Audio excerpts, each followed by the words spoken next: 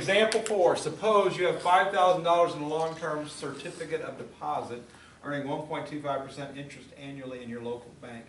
How much interest do you receive in a year? Okay, so the interest you're earning is 1.25% of your entire investment, and what you have in the account is the investment. So we're trying to find the interest, so interest is 1.25% of investment, and the investment is $5,000. It says we earn 1.25% annually. Annually means every year, right? Biannually means twice a year. Quarterly means 4 times a year. Monthly means 12 times a year. There's all different types of ways banks do interest, but annually is a popular one. So,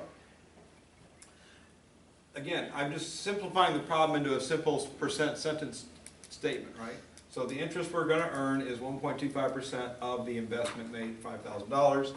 And I make my percent proportion. We put the percent over 100.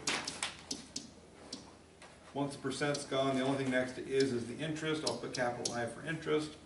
Only next to of is the investment, $5,000. So I just simply have to cross multiply to get where I'm going. So 100 times I equals 5,000 times 1.25. Calculator. 6,250. Yeah.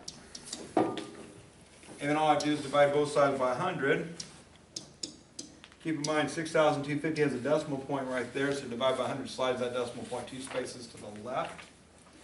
So the interest would be $62.50.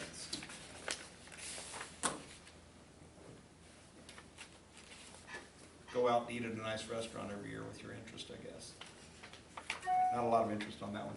1.25% is not a very good investment. So, anyway, that's how that works.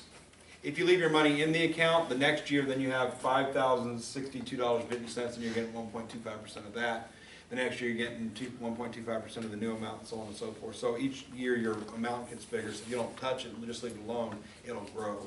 But again, 1.25% is not a very good investment. I remember back in geometry, we spent a whole class period explaining to us your retirement plan.